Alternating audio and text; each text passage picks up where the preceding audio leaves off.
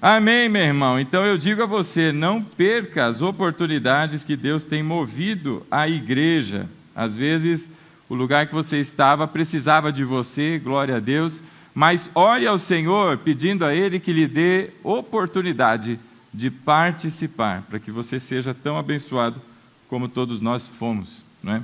Meu filho já saiu aqui, então eu posso falar, ele me acompanhou. Na hora da oração, o Marcos estava lá orando assim, como ele estava do meu lado, de mãozinha dada, irmão do céu, o coração do pai derrete, né?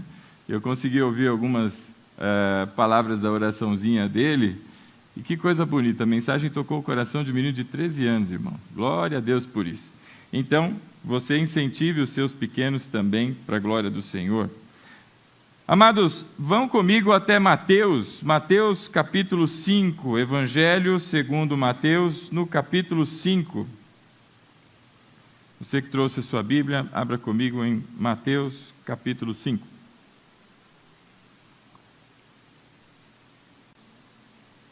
Você que não trouxe a Bíblia, vou orar por você, irmão. Que crente que anda sem Bíblia, irmão? Mateus capítulo 5, nós vamos fazer a leitura do verso 5. Eu peço que você, junto comigo, preste bastante atenção na leitura. Mateus 5, verso 5. Assim diz a palavra do Senhor. Bem-aventurados os humildes, pois eles receberão a terra por herança. Vamos ler mais uma vez. Bem-aventurados os humildes, pois eles receberão a terra por herança. Fechem os olhos, curve sua fronte, nós vamos orar. Santo Deus, Pai querido, obrigado, Senhor, por essa noite, obrigado, Senhor, por esse dia em que muitos puderam e tiveram a oportunidade de se juntar em família, Senhor, em agradecimento pela unidade da família e também pelas mães, Senhor. Que o Senhor continue abençoando a cada mulher, a cada família, em nome de Jesus. E nos acompanhe agora, Senhor, que o Senhor seja o nosso professor, que seja o Teu Espírito a falar ao nosso coração, e não voz de homens, Pai, e que estejamos prontos, Senhor, pelo Teu Espírito, para a glória do Teu nome. Oramos assim em nome de Jesus. Amém. Amém, meu irmão? Eu sei que está frio, e os irmãos estão meio acanhados, né? Amém. Aí vem aquele irmão, amém, irmão? Aí todo mundo, amém. Dá o segundo amém, geralmente é mais poderoso. Deixa eu lhe fazer uma pergunta. Quantos aqui já assistiram algum filme daquela saga Star Wars? 1, 2, poucas pessoas? Eu acho que o sobrenome Skywalker é bastante conhecido, não é? É um dos personagens desse filme. E o filme trata de ficção, é verdade, e entre as histórias que se referem a um governo opressor, a um império maligno, e a batalha, então, de uma força de resistência contra o império, no meio dessa história toda, e entre as muitas vertentes dessa história, existe um personagem chamado Anakin Skywalker. Todo mundo conhece o Luke Skywalker, mas além do Luke tinha um outro que se chamava Anakin. E esse Anakin, meus irmãos, era um grande potencial, era um menino quando foi recrutado pelos Jedi, se você conhece a história, ele foi recrutado e começou o seu treinamento. Ele se tornou então Padawan de Obi-Wan Kenobi. E aí no meio dessas muitas treinamentos, ensina a usar lá o sabre de quem?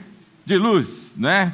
E aí ele ensina um monte de coisa, ensina a fazer tricô, ensina um monte de coisa. E aí quando ele já está quase pronto, ele vai para o conselho para ser nomeado participante então, porque ele era um grande promissor, era tido como uma espécie de um escolhido.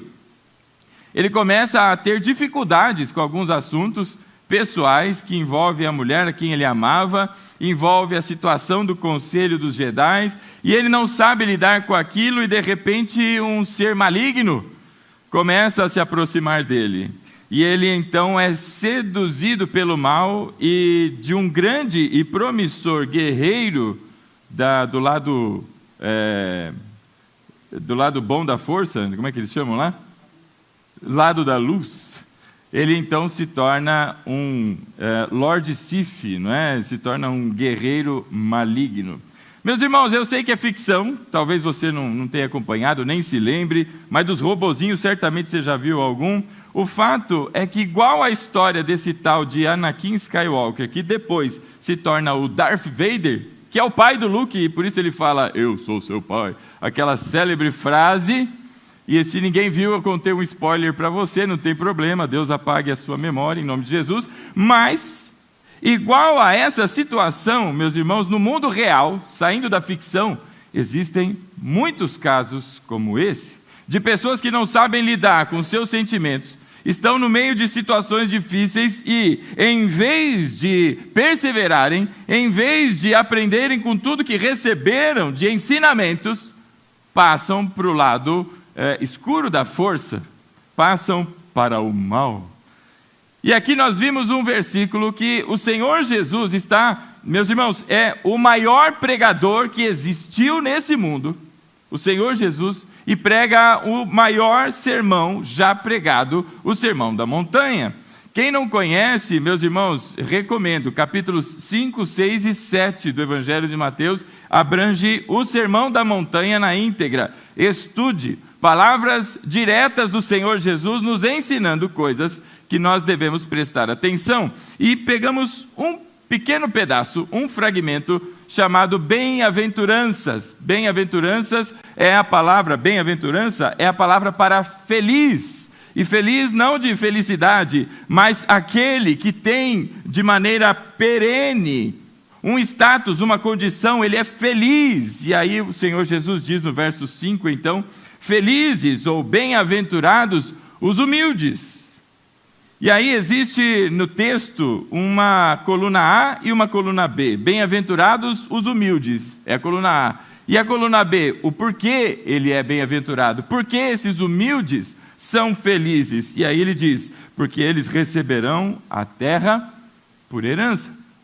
A palavra para humilde aqui no original, no grego, é a palavra para manso. A NVI tentou ajudar na tradução e apresenta a palavra humilde, mas quem tem umas versões mais antigas, elas seguem a palavra manso, ou seja, bem-aventurados os mansos, porque deles é o reino dos céus, ou porque eles herdarão o reino dos céus. Agora, o Senhor Jesus, ele tira essa afirmação de um outro lugar. São palavras que o Senhor Jesus anuncia, mas em citação. E a citação que faz o Senhor Jesus é do capítulo 37 do livro de Salmos. E eu vou pedir a você que siga lá comigo ao capítulo 37 do livro de Salmos. Salmos, então, 37. Esse é um salmo davídico. Salmo, então, 37, e que diz assim. Se você ler comigo o verso 11... Salmo 37, verso 11, vai dizer então, mas os humildes receberão a terra por herança e desfrutarão pleno bem-estar. A NVI traz aqui mais uma vez a palavra humildes, mas os humildes, e aí você pode entender então os mansos, porque também em aramaico a palavra é a palavra para manso, mas os mansos herdarão ou receberão a terra por herança e desfrutarão, pleno bem-estar. Pleno bem-estar e desfrutarão de paz. É isso que se encontra no texto original. O Senhor Jesus, então, entre os elementos que compõem o Sermão da Montanha, veja, são 3 capítulos de um evangelho para abranger aquilo que foi anunciado pelo Senhor Jesus, o grande mestre, então. O Senhor Jesus faz menção deste salmo, salmo davídico, e faz isso por um motivo.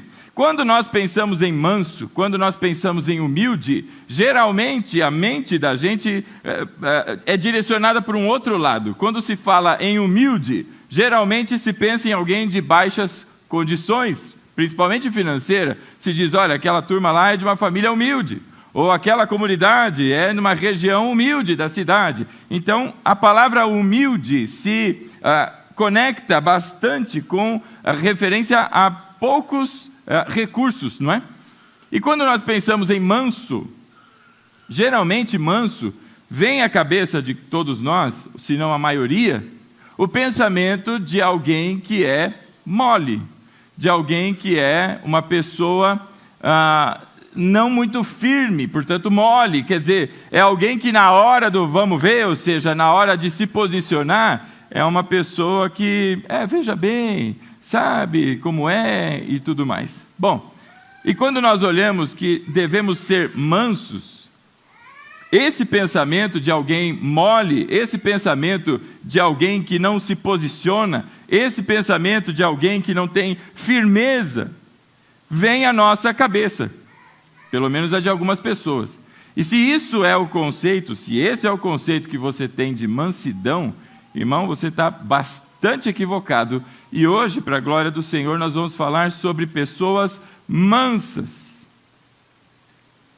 Se há algo que nós devemos aprender, é qual é a identidade do cristão. Não é a identidade do membro da Igreja Batista da Família Osasco, não é a identidade do membro da Igreja Assembleia de Deus de qualquer direção, não é a igreja B, C, D, presbiteriana, é a identidade do cristão. Não importa que igreja, não importa a denominação, não importa por onde esteja, não é uma questão cultural, se aqui se pratica ou lá não, mas há uma identidade, e essa identidade caracteriza aquele que é seguidor de Cristo. E entre os elementos que definem alguém que é seguidor de Jesus, está a mansidão. E quando pensamos então em mansidão, não, e de maneira alguma, projete na sua mente alguém que é mole, alguém que não é firme nos seus posicionamentos. Mas para que você não esqueça aquilo que é alguém manso, pense assim comigo, pense num grande leão. E aí alguém vai falar, rapaz, mas leão não costuma ser muito manso, né? Leão é aquele que tem não só uma mandíbula muito forte, capaz de esmagar crânio só com uma mordida. Já pensou que coisa? Rapaz, às vezes a gente tem dificuldade de abrir um saquinho de ketchup quando você vai comer um lanche. Não é dificuldade? Sábado de manhã eu fui com meus filhos lá a Santa Ifigênia, fomos comer um lanchinho lá, e eu fui tentar ir segurando o lanche na mão e com o outro tentando abrir aquele negócio. Rapaz, tem uma hora que vontade de pegar nos dentes, né? Por que não tem a tesourinha na lanchonete, irmão? Ajuda os irmãos, né? Mas, irmão, o leão ele tem a capacidade de esmagar um crânio só com a mordidinha. Agora imagina esse leão, poderoso. Se tivesse um leão aqui do nosso lado, meu irmão, eu tenho 1,78 de altura. Na verdade, acho que 1,77 agora. A gente vai ficando velho, a gente vai diminuindo de tamanho, né? Mas muito bem. Se tivesse um leão aqui, ele com as 4 patas no chão, ele deve mais ou menos alcançar a cabeça dele aqui, ó. Pequenininho, né? Agora, quando ele se levanta com as patas para Iba, quando ele se levanta, meu irmão, passa de mim aqui, o sovaco dele vem na minha cara aqui, assim, mais ou menos, para você ter uma noção do tamanho daquele bicho. Agora, pensa esse leão, que tem muita potência, muita capacidade, muita força, tem garras, não é? Capazes de subir em árvore. O bicho sobe árvore, rapaz. A gente, às vezes, para pegar uma coitada de uma goiaba, alguma coisa, né? Volta tudo cheio de arranhão, tudo melecado. Ele sobe com uma facilidade incrível. Pensa toda essa potência, só que agora com uma coleira no pescoço. Totalmente dominado. De maneira em que toda aquela potência só é usada quando necessário. Sem nenhum motivo de excesso, totalmente dominado, o que a Bíblia chama de domínio próprio. Mansidão, então, é também fruto do Espírito, e por isso nós devemos buscar. E porque nós devemos buscar, nós precisamos ser aperfeiçoados. A Bíblia, o Senhor, não nos deixou sem instrução, e nos deu então o Salmo 37. Por isso eu peço a você que siga ali comigo o verso 1 do Salmo 37. Agora que entendemos o que é ser manso, caso alguém ainda tivesse o conceito diferente, vamos ver o que diz a palavra do Senhor no reflexo daquele que é o manso. Verso 1 diz assim: não se aborreça por causa dos homens maus, e não tenha inveja dos perversos. A palavra do Senhor está nos instruindo a ser mansos. Aquele que é manso, meus irmãos, ele não, verso 1, se aborrece por causa dos homens maus. Você já foi afligido por alguém? Já passou um lambisgoia que não tinha o que fazer e começou a mexer com você, a atrapalhar a tua vida, a arrumar confusão? É aquele vizinho que de repente às 3 horas da manhã bota uma música alta e você fala, meu Deus, eu quero dormir, e coisas do tipo. Sabe aquela pessoa má, que vem com má intenção, vem para aborrecer mesmo, vem para chatear, vem para atrapalhar? A Bíblia está dizendo que o crente, o Filho de Deus, o que tem a identidade de cristão, veja, meus irmãos, não parece uma coisa fácil. Ele diz assim, olha, não se aborreça por causa dos homens maus. Sabe, você está dirigindo, tomou uma fechada, ou por engano, você se enganou, não é como eu fiz os irmãos esperarem outros 50 minutos, irmão, perdão aí, né? Aí todo mundo, esse pastor que ele chega logo, não se aborreça com quem perde os horários, entendeu, irmão? Quem não sabia dos horários direito. A Bíblia diz, não se aborreça, então, com os homens maus. Qual é a tendência natural do ser humano? Bateu, levou. E aí o sujeito fala isso com assim, não, rapaz, aqui comigo, bateu, levou. Vou levar desaforo para casa nada. Esse é o discurso da carne, esse é o discurso do mundo, é quem não conhece a Cristo, e se conhece, merece de Deus uma bela chinelada espiritual, porque esse não é o comportamento de crente. Bateu, levou, é para o mundo. O que Jesus ensina é que se alguém lhe bater no rosto, o que você deve fazer? Dá outra face. Aí alguém vira e fala, mas isso é uma coisa muito difícil de fazer. O Salmo 37 vai nos ajudar a entender o porquê alguém cristão, pela graça de Deus, é capaz de dar a outra face e de não se aborrecer com os homens maus. Mas são duas orientações que estão no versículo 1. A primeira, ele diz, não se aborreça com os homens maus. A segunda, ele continua dizendo assim, e não tenha inveja dos perversos. O crente, quando ele anda desavisado, quando ele não sabe lidar com as suas emoções, o crente que ainda, meus irmãos, precisa de aperfeiçoamento, é aquele que está em perigo de duas coisas. Primeiro, se aborrecer com os maus. E a segunda é ter inveja. Sabe, o Anakin Skywalker, ele olhava para as coisas e começou a se aborrecer, porque as pessoas não davam um jeito de salvar a moça que ele gostava tanto. Ele começou a se aborrecer porque o conselho não deu a ele o direito de ser um mestre Jedi. Né? E ele ficou todo aborrecido. E aí ele olha para o mal e começa a flertar com o mal, fazendo o quê? Ora, ele pode, por que eu não posso? Ele rouba, mas nada acontece, por que eu também não faço isso? É a mente, e nada acontece, é uma mentirinha de nada, se ele pode, eu também posso. Sabe o que é isso, irmão? É a inveja do mal, do perverso. E o crente desavisado, veja, eu fiz um comentário e vou refazê-lo. O mundo real é abarrotado de casos como esse, de gente que se aborrece e principalmente sente inveja dos perversos. Uma das vezes que eu fui visitar uma casa de recuperação, irmão, tinha um rapaz ali que ele estava lá por drogas e por vício também com sexo.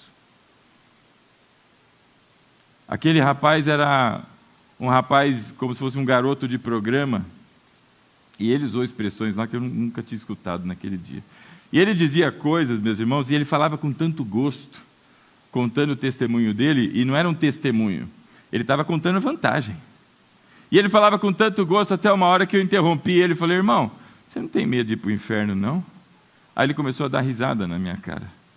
Eu perguntei para ele, você está com saudade dessas coisas? Ele falou, eu estou. Inveja da perversidade. Existem crentes, meus irmãos, que estão olhando para péssimas obras realizadas pelas pessoas aí fora e estão com inveja. Toma conhecimento de alguém que pulou a cerca e fica com aquilo na cabeça. Mas eu também posso fazer, por que não? Por que não? Deu desejo, veio a tentação, não é? E não está sabendo se dominar, meus irmãos. Isso não é uma pessoa mansa, é uma pessoa desequilibrada. É uma pessoa que não tem firmes os preceitos bíblicos no seu coração, se é que os conhece. Por que tantos escândalos assim na igreja? Será que a obra de Deus tem falhado? Será que a palavra de Deus não é eficiente? Será que o Espírito Santo do Senhor não é capaz de transformar um coração? Ou será que tem pessoas que estão invejando o que se encontra do lado de fora? Nós, meus irmãos, fomos chamados para anunciar a santidade de Deus e as maravilhas, as excelências daquele que nos chamou das trevas para a sua maravilhosa luz. Não para voltar para o lugar de onde saímos e mergulharmos na lama. Por isso, meus irmãos, o manso é aquele que, como diz o verso 1, duas coisas: não se aborrece com os maus. Aí alguém vai dizer, mas pastor, tem que ter muito estômago para isso. Nós vamos olhar aqui com o restante do Salmo, que se trata de algo, meus irmãos, muito além do meu sentimento, mas se trata de algo que se chama confiança. Não se aborrecer com os maus e também não invejar os perversos. Meu irmão, você tem que tomar uma decisão nessa tua vida hoje, em nome de Jesus. Ou você segue a Deus, ou você caminha nos caminhos do Senhor, olha para a sua palavra e pede em Deus que endireite a sua vida, ou experimente o juízo e a disciplina de Deus, e depois não venha reclamar. Mas atente-se à palavra do Senhor que diz a mim e a você nessa noite: não invejem os perversos. Porque, meus irmãos, a vida destes, que parece que é uma delícia, vai acabar. Do mesmo jeito que aquela flor bonita que você vê lá fora, se você voltar na semana que vem, talvez ela já esteja murcha. Assim é a vida do ser humano. E após tudo isso, vão dar de frente com o quê? Com o trono da graça. O trono do grande juiz. O que essas pessoas não aprenderam ainda é que elas já participam de bênçãos espirituais incríveis, inconcebíveis. Já experimentamos. E que são infinitamente maiores, superiores, melhores, mais prazerosos do que qualquer coisa que o mundo ofereça. Mas ainda tem quem não observou isso, quem não experimentou isso. E eu convido a você a buscar em Deus para que lhe dê dessas experiências, para que a sua vida seja transformada, irmãos. A palavra diz, não se aborreça com os perversos, porque não é o teu aborrecimento, não é o que a tua ira é capaz de produzir que vai resolver a situação, mas é a confiança em Deus, que cuida de todos nós, e que está vendo o que está nos acontecendo, e que vai cuidar de nós. Agora, olhar para essas pessoas e passar a ter inveja, inveja da sujeira, da imoralidade, da promiscuidade, nós precisamos do Senhor. O segundo versículo, ele continua assim no verso 2: pois como o capim logo secarão, como a relva verde logo murcharão. Não tem satisfação nisso, meus irmãos. Isso tudo vai murchar. Sabe, os atletas antigamente ganhavam coroas feitas de pequenos ramos, não é? Galinhos cheios de florzinha. Você já viu em algum filme, já, não já? Principalmente quando parece que alguma atividade dos gregos, não é? Você vê aquela coroa assim. O reflexo é exatamente esse, parece incrível, uma grande coroa. 2, 3 dias depois, a coroa já murchou, já não tem mais nada de planta ali. Essa é a vida do ser humano, essa é a vida do perverso que tem muita gente invejando. As pessoas olham e falam, mas olha lá, o cara está se dando bem. Eu trabalho igual um condenado e às vezes o dinheiro não dá para chegar ao fim do mês.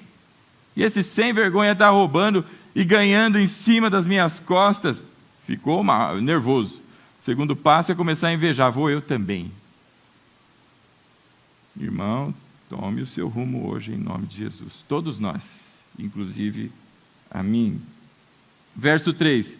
Confie no Senhor e faça o bem. Assim você habitará na terra e desfrutará segurança. Confie no Senhor e faça o bem. O salmista já está dizendo aqui para todos nós: não se aborreça com aquele maluco lá não, meu irmão. Confia no Senhor. A palavra de Deus diz que quem é o grande vingador é Deus. Minha é a vingança, diz o Senhor, eu retribuirei. Sabe, meus irmãos, essas pessoas que fazem um grande grupo de maldades aí, como os bandidos que roubaram dinheiro de INSS, bandidos do Banco Master e toda essa sorte de coisa horrorosa que a gente vê por aí, as pessoas olham para um tipo de Daniel Vorcaro, não é? E olham e falam: uau, olha, esse cara chamou o Coldplay para fazer um show para ele. E as pessoas invejam isso, irmão. Se ele não converter ao caminho de Cristo, o destino desse homem é tão terrível e inimaginável que nenhuma dessas coisas que ele supostamente aproveitou aqui terão valido a pena. Dizia aos meus filhos voltando para casa ontem: o inferno não é a casa do diabo. O inferno não é o clubinho dos demônios que entram e saem a hora que querem. Aquele é o lugar da condenação e de sofrimento. O diabo e os demônios morrem de medo daquele lugar. Quando Jesus foi até aquele gadareno, aqueles demônios disseram: por que o Senhor vem nos atormentar antes do tempo?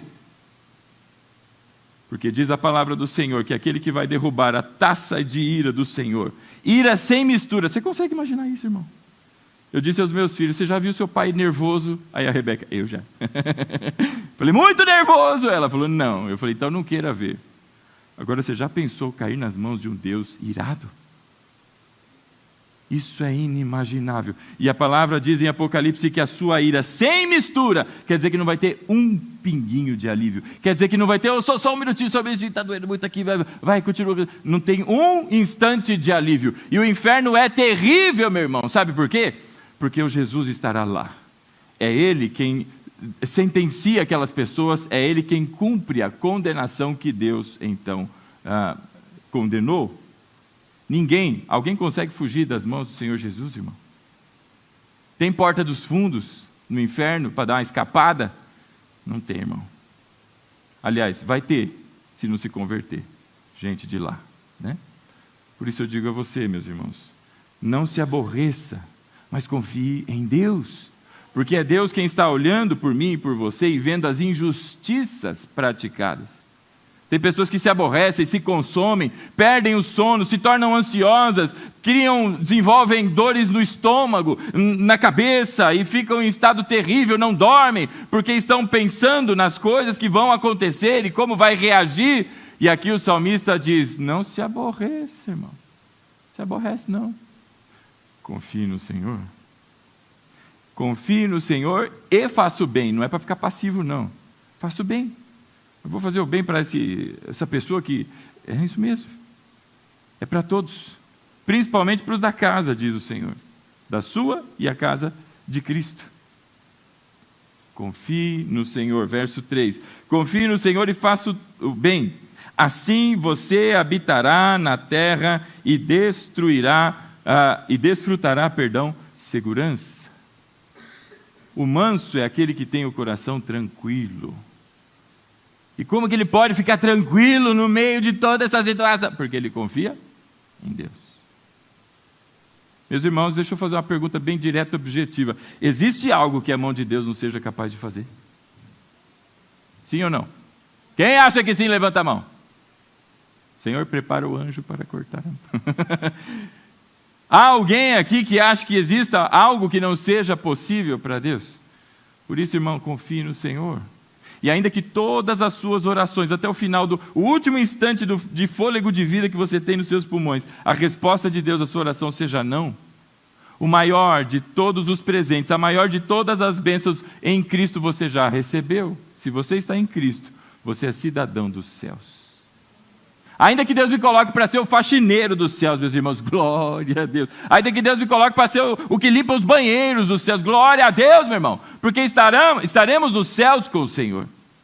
Agora, todas as outras coisas nós buscamos. Não há nenhum problema e nenhum erro em buscar ao Senhor e colocar os seus pleitos pessoais. Ora, Jesus nos ensinou a orar assim: livra-nos do mal, o pão nosso de cada dia dai-nos hoje. Então devemos buscar a face do Senhor. Agora, nas coisas que Deus assim então responder como não, ainda que até o último dia da nossa vida sejam não, o maior de todos os presentes, que é o nosso Senhor Jesus, nós já ganhamos. Por isso confie no Senhor, meu irmão, e faça o bem. Tem gente que diz: eu confio no Senhor, e continua nervoso com os outros, invejando. Confie no Senhor e faça o bem, porque assim como manso, você habitará na terra e desfrutará segurança. Verso 4, olha aí: deleite-se no Senhor e Ele atenderá os desejos do seu coração. Deleitar-se, meu irmão, é se alegrar, é ter prazer, é buscar a face do Senhor com satisfação, e assim continuar a buscar a face do Senhor. Mas Deus disse não à minha oração. Glória a Deus por isso, porque a minha vida está nas mãos do meu Senhor. E então, com alegria, com deleite, com descanso, eu vou buscar a face do Senhor. Verso 4, deleite-se no Senhor. E o que acontece quando nós fazemos isso? A Bíblia diz que Ele atende os desejos do nosso coração. Aí alguém vai falar: peraí, então essa palavra está equivocada.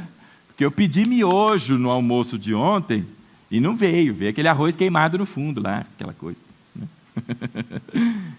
A Bíblia não diz que Ele vai atender todos, mas os desejos do coração, Deus também está olhando. Meus irmãos, Deus é Pai. Se eu, como diz a palavra, sou mau, tenho 2 filhos, sou capaz de fazer boas, ações com os meus filhos, será que Deus, na infinitude do seu poder, não pode também? Confie no Senhor, meu irmão. O problema é que a igreja está fazendo o caminho de Sarai, buscando ajudar a Deus. O problema é que a igreja não tem tido paciência de se deleitar no Senhor, de esperar com alegria. Mas espera: caramba, Deus não responde minha oração, olha que coisa, continua essa situação. Irmãos, não tem alegria, não tem prazer em Deus. Deus virou um balcão de pedidos, e vai lá e fala: Senhor, e aí, está demorando, hein? Igual você faz no iFood, tem o chat de reclamação: eu quero meu dinheiro de volta. Senhor, devolve a minha vida aí, porque eu dei para o Senhor e não funcionou, e não sei o quê. Tem gente agindo com Deus como se fosse um balcão de pedidos. A Bíblia diz: deleite-se no Senhor. A primeira coisa que você deve fazer, meu irmão, é perceber a grandeza de Deus e louvá-lo pelo que Ele é. E depois de ter satisfação em se perceber pertencente ao Deus Todo-Poderoso, aquele cujas mãos não conhecem limites, e assim louvá-lo pela sua grandeza, pelo seu amor, pela graça, pelo que Ele já fez na sua vida, apresente os seus pedidos, porque a palavra diz: deleite-se no Senhor, e Ele atenderá os desejos do seu coração. Meus irmãos, nós precisamos aprender a dominar os nossos sentimentos. Nós precisamos aprender a dominar as nossas reações, para que a gente não saia de um Anakin e se torne um Darth Vader, meu irmão. Para que a gente não se torne pessoas que caminham dizendo que Deus não existe, que Deus não é bem assim, que Ele não faz assim coisa nenhuma, e etc, etc, etc, e etc. Se você nunca encontrou pessoas assim e acha que eu estou exagerando, irmão, o gabinete pastoral recebe bastante gente e de todo tipo, inclusive gente assim. E principalmente quando pediu muito algo e esse algo não aconteceu, e se revolta. Algum de nós aqui tem qualquer motivo para se revoltar contra Deus? Se alguém acha que tem, eu insisto, é importante ler a Bíblia, irmão. Por isso que se chama graça. Você não merecia absolutamente nada. E Deus enviou o seu Filho, unigênito. Ele proveu para você o sangue do Cordeiro, para que você e eu estivéssemos hoje vivos, desfrutando de vida em abundância, sabendo que esse tempo que a gente tem aqui como exilados, nós somos exilados, sabia? Esse tempo é passageiro. E muito em breve estaremos de volta com o nosso Senhor e para sempre. Louvado seja Deus por isso. E então, o verso 4 diz: deleite-se no Senhor, e Ele atenderá aos desejos do seu coração. Verso 5, ele diz mais: entregue o seu caminho ao Senhor, confie nele e Ele agirá. Entregue o seu caminho ao Senhor, confia nele e Ele então tudo o fará. É o que diz a palavra, Ele agirá. Entregue o seu caminho ao Senhor. A gente tem dificuldade com essas coisas. O discurso do crente é essa: minha vida está nas mãos do meu Senhor. A minha vida é do Mestre. E a igreja... Mas na hora do dia a dia, quem está segurando, quem está reagindo, quem está invejando, quem está se aborrecendo com as coisas e não confiando?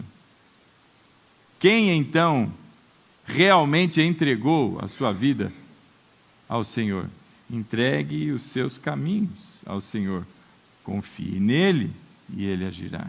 É o que diz então a palavra no verso 5. E o verso 6 continue: Ele deixará claro como a alvorada que você é justo. Não haverá dúvidas no seu coração de que você pertence ao Senhor. Justo não porque você é uma pessoa justa, mas porque Cristo morreu por você em substituição. E o sangue do Cordeiro agora te justifica. E estando justificado, a Bíblia te chama então de justo. Porque os teus pecados foram lançados na cruz de Cristo. E a graça do Senhor, o sangue do inocente, a vitória de Cristo agora vem para você. O teu pecado segue para lá. E a bondade de Deus e a sua justiça vem para você. Doutrina da imputação. Nome bonito para descrever algo maravilhoso. Nós fomos justificados em Cristo, de maneira que já não há mais condenação para quem está em Cristo. E aí ele continua no verso 6. E como o sol do meio-dia, que você é inocente diante das injustiças que você vem sofrendo. Você está clamando a Deus e você está talvez quase aborrecido por coisas injustas. E Deus agora há de mostrar a você, primeiro, que você é justo, que você pertence a Ele. E porque pertence a Ele, Deus cuida de você. E Ele vai nas tuas causas, e principalmente onde há injustiça, e Ele manifesta a sua justiça. Por isso deixará claro como a luz do dia que você é inocente. Verso 7, irmãos. Descanse no Senhor e aguarde por Ele com paciência. Não se aborreça com o sucesso dos outros, nem com aqueles que maquinam o mal. É o princípio do Salmo agora sendo repetido porque você entendeu. Você entregou os seus caminhos ao Senhor. Você está confiando em Deus. E agora você espera com paciência o agir de Deus. E assim, esperando com paciência, não se aborreça com o sucesso dos outros. Ora, você já viu gente assim? E aqui, meus irmãos, super-homem é só no gibi. Vou falar de mim. Já tive momentos em que eu falei, não é possível. Sou filho de Deus. Estou na obra. Fui lá fazer teologia, 5 anos de teologia, irmã. A irmã fez teologia aqui também. Ela sabe como é que funciona. Cadê o Caio? Está ali, né? Que também é outro ali. Pastor Guiar e mais pessoas fizeram ali. Meu irmão, 5 anos estudando, dedicação, e o Senhor permite que isso aconteça comigo. Sou eu melhor que qualquer um aqui? Também não sou pior.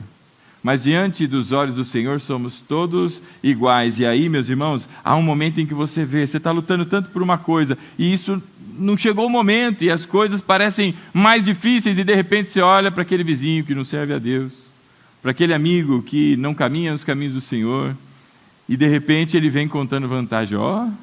Trocou de carro. Você fala, rapaz, eu estou andando de bicicleta. E o negócio ainda vai, né, vai tortinho assim, e o cara me compra o carro.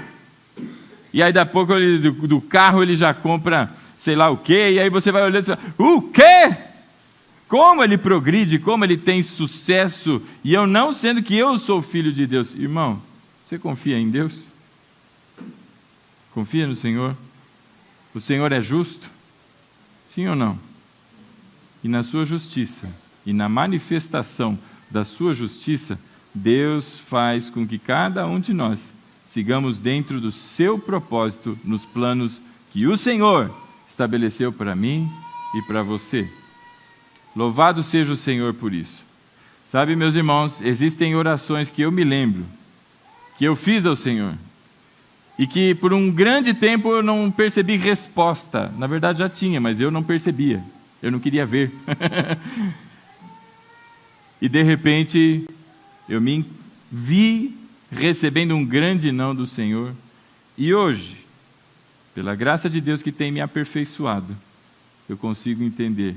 Louvado seja Deus que não respondeu àquela oração.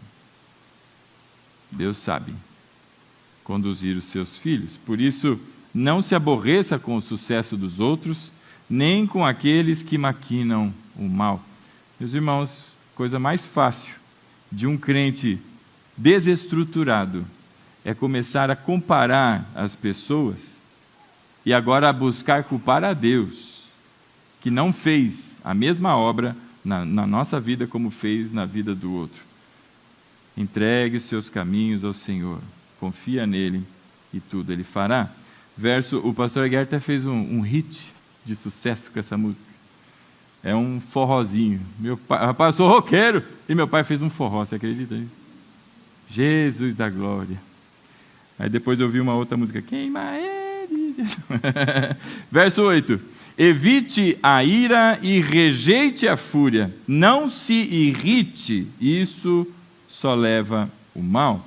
Pois os maus serão eliminados, mas os que esperam no Senhor receberão a terra por herança.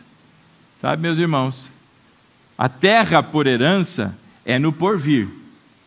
A promessa da terra por herança não é para agora, mas é a partir do momento em que nós estaremos com Cristo eternamente.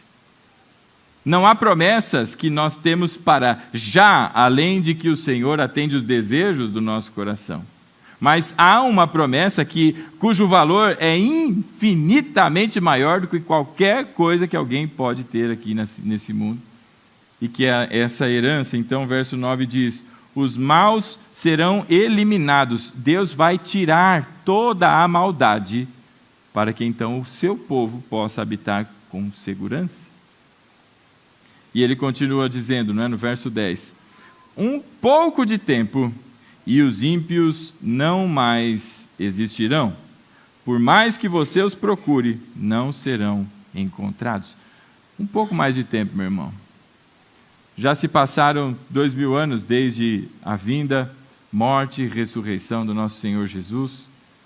Um pouco mais de tempo. Nós não conhecemos o caminho e os planos do Senhor, mas a nossa vida está, para quem está em Cristo, a vida está nas mãos do Senhor, e é só mais um pouquinho de tempo. E toda essa manifestação de maldade já não será mais vista. O salmista ainda diz, você vai procurar, cadê os que torcem daquele time específico lá? Cadê que não acho mais? Não passa mais fazendo aquelas motocas chatas, né? Cadê? Você não vai achar, meu irmão, porque Deus vai eliminar todos. Aleluia. Você está rindo do quê, irmão? Posso ouvir o glória a Deus? Aleluia. Ai, Jesus, toda maldade será eliminada. Que coisa maravilhosa. Você já pensou, meu irmão? Não ter mais preocupação, não ter mais medo não ter mais nenhum tipo de desconforto, não ter dor. Às vezes é uma coisa tão boba, né? Esqueceu de cortar a unha do pé e fez uma caminhada e aquele negócio fica incomodando, você fala, ai meu Deus, no céu não vai ter mais isso. Glória a Deus. Unha encravada! Quem tem unha encravada aí? Né? Rapaz, tem gente que se retorce naquelas cadeiras dos podólogos, né? Vai chegar um tempo em que nenhuma dor mais será experimentada, e só gozo e satisfação na presença do nosso Deus. Por isso ele diz lá no verso 10, um pouco de tempo e os ímpios não mais existirão. Por mais que você os procure, não serão encontrados. E aí vem o verso 11. O verso 11 que é a citação do Senhor Jesus. Mas os humildes receberão a terra por herança. Quem assim age, confia no Senhor, é este que a Bíblia chama de humilde ou de manso. Confia no Senhor, não age com as suas próprias forças, não busca na sua ira satisfazer a sua justiça e tampouco inveja o caminho dos perversos. Esse é o manso. E aqui no verso 11, por isso faz citação do verso 11 do Senhor Jesus, para que nós pudéssemos entender tudo isso, que se reflete naquele que é o manso. Mas os humildes, verso 11, receberão a terra por herança e desfrutarão pleno bem-estar, ou como diz o original, desfrutarão de paz. Paz, meu irmão, sossego. Sossego de uma mente que não está mais aborrecida, de um estômago que não dói mais, de tanta ansiedade e preocupações, mas isso não é para a glória, é para já. O manso é aquele que confia hoje, que entrega as coisas nas mãos de Deus, e ainda que elas sejam imensas e iminente o risco de alguma coisa ruim acontecer, está às portas de um fiscal, de um juiz, de um sei lá o quê, mas meus irmãos, se tem algo que é verdade, é que Deus é justo, e na sua justiça Deus cuida de mim e Deus cuida de você. Se há algo que tem lhe perturbado e que você tem buscado ao Senhor, porque é algo injusto, é algo que lhe aconteceu, que você não tem nenhum tipo de responsabilidade por aquilo, mas você foi envolvido naquela situação, meus irmãos, Deus é justo. Eu já tive experiências em que vi o Senhor agir nas duas maneiras, onde não esperei e fui rebelde, fui cabeçudo, irmão. Achei que eu sabia resolver as coisas e vi os danos que eu causei. Mas Deus também me deu a experimentar das oportunidades de esperar pacientemente no Senhor. E o desafio da paciência eu sei, não é fácil, você também deve saber, não é fácil. Mas quão satisfatório é quando Deus se manifesta e nós olhamos para trás e dizemos, graças a Deus, porque o Senhor nos livrou de toda essa injustiça. Deus é bom e cuida de mim e cuida de você. Por isso o verso 11 diz aqui, mas os mansos, estes receberão a terra por herança, porque essa é a característica do cidadão do céu. O cidadão do céu confia no Senhor. O cidadão do céu espera nele e espera a plena manifestação da justiça de Deus. Você tem esperado em Deus, irmão? Ou você tem dado umas cajadadas no teu marido, ou na tua esposa, ou nos teus filhos, achando que você é capaz de resolver problemas que não são os seus, para resolver, ainda que você os tenha criado. A Bíblia diz, entregue os teus caminhos ao Senhor, confia nele e ele agirá. Sabe, meus irmãos, existem muitos testemunhos, e testemunhos muito bonitos do que Deus faz. E diante dessas verdades que nós lemos, voltando então lá para Mateus, no capítulo 5, verso 5, de onde começamos,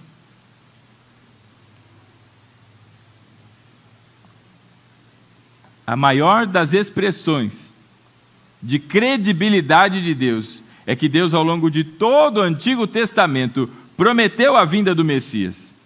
Ao longo de todo o Antigo Testamento, desde o início, o Senhor anuncia que haverá o descendente da mulher, Haverá aquele, o Messias, o escolhido, aquele a quem Deus separou para restaurar, para reconciliar o homem com Deus. Capítulo 5 de Mateus está o cumprimento de todas essas profecias.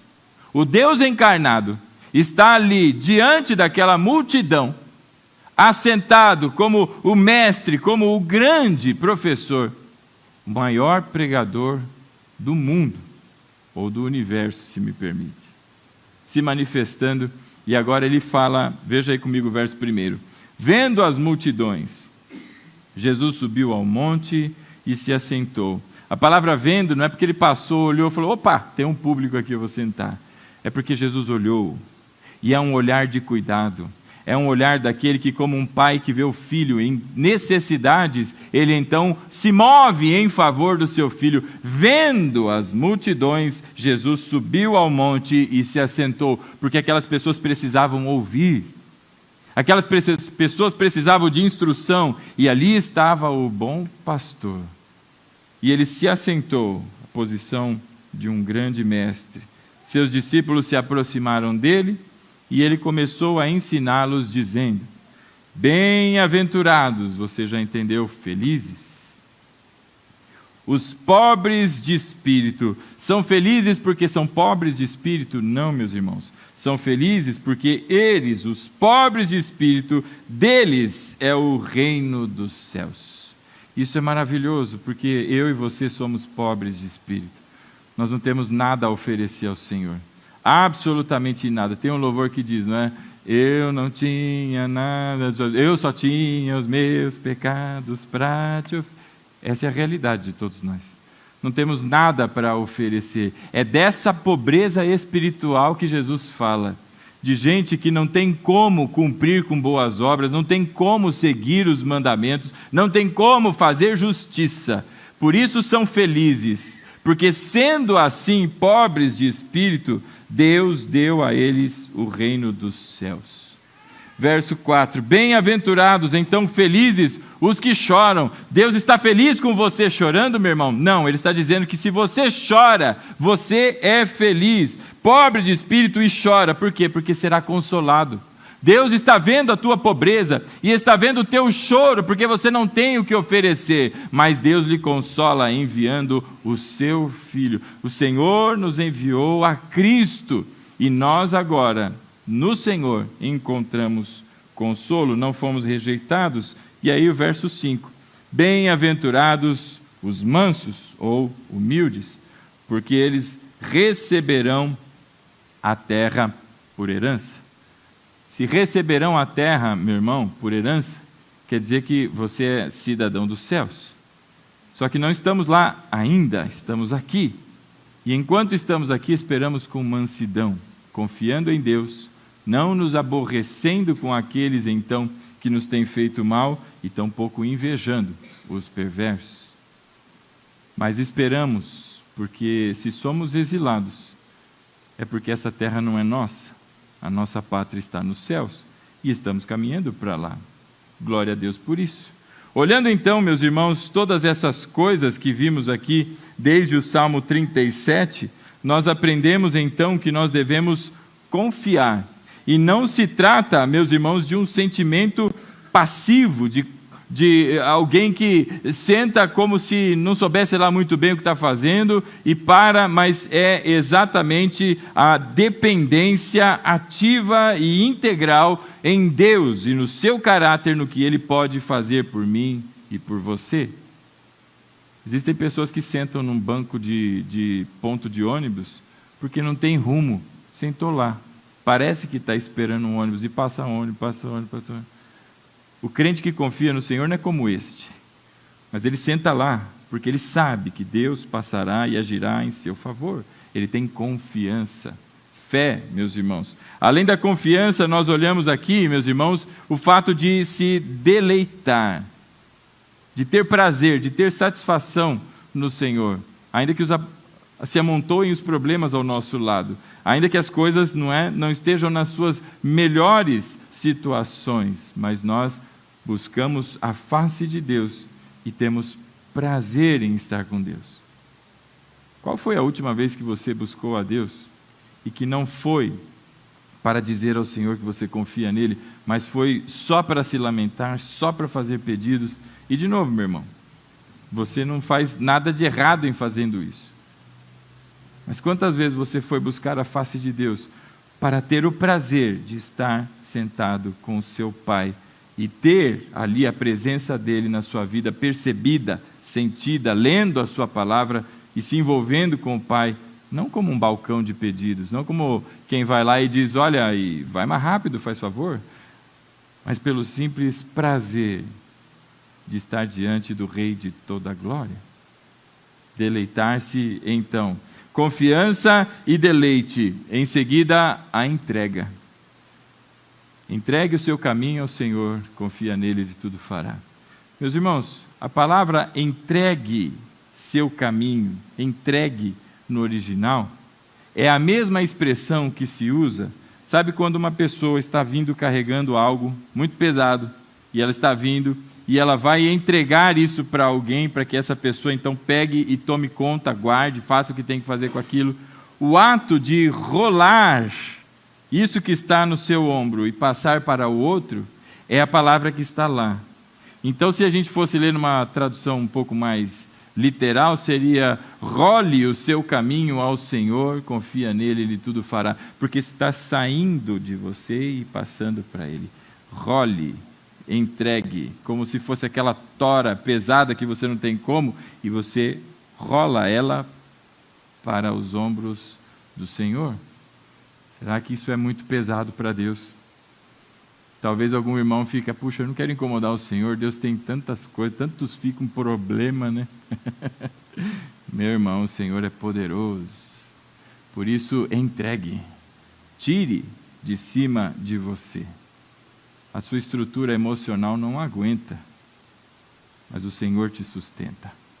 O Senhor é aquele que não só tira isso de sobre você, mas como também alimenta o teu espírito, lhe dá forças, renova as suas energias, restitui aquele sorriso que antes estava um semblante caído, e aí quando você olha para o Senhor e vê o tamanho, a imensidão desse Deus maravilhoso que a gente sente, que a gente serve, não tem como não romper um sorriso no rosto, de alegria de se ver pertencente a esse reino todo-poderoso.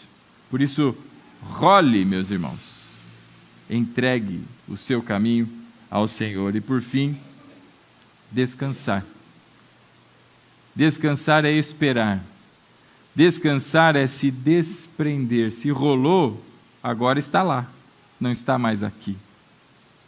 Assim como a gente não sabe o dia de amanhã, a gente não sabe daqui a um minutinho, nós não sabemos absolutamente nada, temos ideia, temos planos, mas quem executa e estabelece é o Senhor.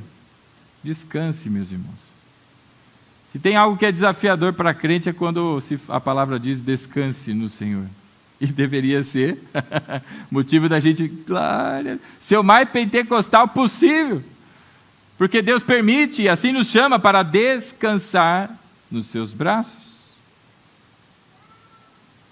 Meus irmãos, essa é a característica de um cidadão dos céus. Uma pessoa mansa, que confia, que entrega, rola, que descansa no Senhor. Essa pessoa é o cidadão dos céus. E no século IV, houve uma pessoa que se apresentou diante de uma grande confusão. Sabe, meus irmãos, não é de hoje que se tenta corromper a mente das pessoas com ensinamentos errados. Gente que prega que Deus vai lhe dar tudo, é só você pedir, tudo que você pedir Deus vai lhe dar, não é? E aí a pessoa não recebe, se frustra com Deus, não é? Porque se frustrou na verdade com um ensinamento falso. E aí Deus não é bem assim, Deus não é tão bom, e assim sai da presença de Deus. Talvez nunca esteve, porque queria só um balcãozinho de pedidos, né? Mas Deus está te chamando para descansar, para confiar, para se deleitar na sua presença. Meus irmãos, você já viu alguém consertando alguma coisa que você não conseguia consertar? E parecia tão fácil. O cara foi lá e clique, está pronto. Você fala, não é possível. Eu abri, eu desmontei, apertei parafuso, eu joguei WD, eu fiz essa coisa não funcionava, aí vem um lá, tipo o Cleiton, vai, pim, aperta, não, está funcionando. Você fala, não é possível. Né? Isso é se deleitar, meu irmão, é ter prazer e satisfação em ver como Deus resolve aquilo que parece insolúvel. No século IV, então, houve um sujeito chamado Basílio de Cesareia. Cesareia na região da Turquia, porque haviam outros lugares com esse mesmo nome. E esse Basílio, meus irmãos, era um teólogo. Para quem sabe um pouquinho da história, o século IV foi o século em que o Império Romano deixou de perseguir a igreja e passou então a ter a religião cristã, o cristianismo, como religião oficial, bem no comecinho do século. Mas lá para perto do seu final do século, ou seja, poucas décadas depois de que o cristianismo torna-se então a religião oficial do Império Romano, muitas pessoas, ditas eruditos, pessoas que se intitulavam então mestres no conhecimento da fé cristã, começaram a falar coisas que não tinham absolutamente nada a ver. E tinha um grupo naquela época, meus irmãos, que se chamava o grupo dos arianos, porque tinha um bispo chamado Ário, e esse bendito, se não maledeto, começou a ensinar coisas que são diferentes do texto sagrado, começou a ensinar heresias. Existe uma coisa chamada erro, e existe outra coisa chamada heresia. Existe aquele que caminha no erro, porque os pilares principais da fé estão mantidos, mas ele está equivocado em alguns pontos. Isso é erro, meu irmão, e isso se corrige. E existe aquilo que é heresia, aquilo que ataca exatamente os pilares centrais da fé cristã. E esse bocó chamado Ário se levantou exatamente para isso, para atacar os pilares centrais da fé cristã. Entre as coisas que os arianos acreditavam, estava que Jesus não era divino, que Jesus era somente um homem. E se Jesus não era Deus efetivamente, só era um homem, a nossa fé, meu irmão, não serve para absolutamente nada, porque aquele que morreu na cruz foi só um homem. E a sua morte não tem valor infinito como tem pelo fato de ser ali tanto Deus quanto homem, 100% Deus, 100% homem. E essas duas naturezas, a natureza humana e a natureza divina do Senhor Jesus, as duas coabitam, ou seja, coexistem ao mesmo tempo e sem interferir uma na outra, de modo que aquele que sofreu naquela cruz foi o homem, sem nenhuma prerrogativa divina no sentido de não sentir dor, mas foi como um homem e sofreu cada um dos flagelos, cada gota de sangue que foi derramada por mim e por você, ao mesmo ponto e ao mesmo tempo em que é 100% Deus. O nome disso, meu irmão, a teologia chama de união hipostática. Nomes bonitos, né? E este Basílio de Cesareia era um teólogo, então, ortodoxo, e que tinha ali e conduzia nas suas pregações a cristologia, ou seja, o ensino sobre Jesus, de maneira firme, exatamente como a Bíblia ensina que Jesus é. E aí vieram estes que diziam que Jesus não era Deus, coisa nenhuma. Isso tem muitas implicações, porque fere pilar central da fé. Muitos se calaram, irmãos. Muitos ali começaram a ver que o imperador resolveu dar ouvidos a esse movimento chamado arianismo, e começaram a... eu não vou com o imperador, né? Está falando que é, então agora é. E aí começou o imperador, que era um tal de Valentão, então, sabendo que Basílio era um que não concordava, começou agora a debater com ele, mas mesmo assim ele não se curvou. Mesmo diante do imperador, ele não se curvou. E então esse imperador chamado Valente levantou um outro bocó, era um prefeito da época. Este agora foi levantado para ir até o Basílio e conversar com ele e negociar com ele. E esse prefeito chega para ele e disse: olha, seu Basílio, deixa eu lhe falar uma coisa, você está causando problema. Você não está dando, não é, espaço aqui para o arianismo, você não está ouvindo o nosso imperador. Deixa eu te falar uma coisa, eu sou prefeito, posso lhe dar muitos benefícios com isso, eu posso lhe ajudar nessas questões. E aí, meus irmãos, começaram situações que são marcantes naquilo que é a identidade do cristão, naquilo que é a identidade de alguém que é manso. Esse, então, prefeito começou a falar para ele sobre a possibilidade, já que ele não quis os benefícios, ele começou então a atacar, a colocar medo, e ele disse para ele: olha, Basílio, se você não se curvar, saiba você que eu tenho poder para confiscar os seus bens. Tudo que você tem, eu posso tomar. E aquele homem disse para ele, falou: bom, eu só tenho essas roupas aqui que eu estou vestindo e algumas outras, alguns trapinhos velhos e um monte de livros. Pode tomar se você quiser. Não se curvou diante da ameaça. Esse homem seguiu. E depois de ameaçar o confisco dos bens, ele disse para ele, falou: bom, se isso então não é suficiente confiscar os bens, saiba você que eu posso exilar você, expulsar você dessa terra e te mandar para um lugar bem distante.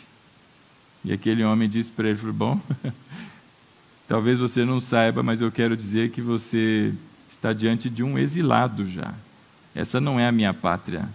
A minha pátria é nos céus. Então, para qualquer lugar que você me mandar, para qualquer lugar, eu já sou um exilado. E então não tem problema nenhum. Aquele prefeito ficou mas tão irritado, e disse para ele, falou: então você é um exilado? Então saiba você que eu posso mandar açoitá-lo, eu posso fazer com que as pessoas então infrinjam muito sofrimento a você. E o Basílio olhou para ele, dizem os registros, e disse assim: rapaz, eu já sou bem velhinho, se vier o sofrimento, talvez o primeiro, se não no segundo golpe, eu já não dou conta não. Você não vai me fazer mal, aliás, você vai me fazer um favor, porque se isso acontece e eu morro nesse sofrimento, eu vou para junto de Deus, isso para mim é lucro. E aquele homem então ficou tão desconcertado e tão nervoso, que ele disse para o Basílio, falou: rapaz, nunca ninguém conversou comigo com tamanha insolência, com tamanha falta de respeito como você está fazendo. E Basílio disse para ele então: é porque você nunca conversou com um cristão de verdade. Sabe, meus irmãos, um grande exemplo para mim e para você de mansidão, de controle e domínio diante das ameaças e de perseverança no caminho do Senhor. Como tem sido as suas situações? Você tem se aborrecido? Você tem invejado os perversos? Você tem achado graça ou gosto naquilo que é podre oferecido pelo mundo? Ou você tem confiado no Senhor, feito com que role esse peso que está sobre você e é entregado ao Senhor? Porque toda injustiça, meus irmãos, nenhuma injustiça ficará sem a grande justiça de Deus, nem umazinha. Todos aqueles que lhe trataram com injustiça, e também todos aqueles que você tratou com injustiça, todas elas, o justo juiz há de vingar, porque minha é a vingança, diz o Senhor, eu retribuirei. Meus irmãos, coloquem de pé essa noite, em nome de Jesus.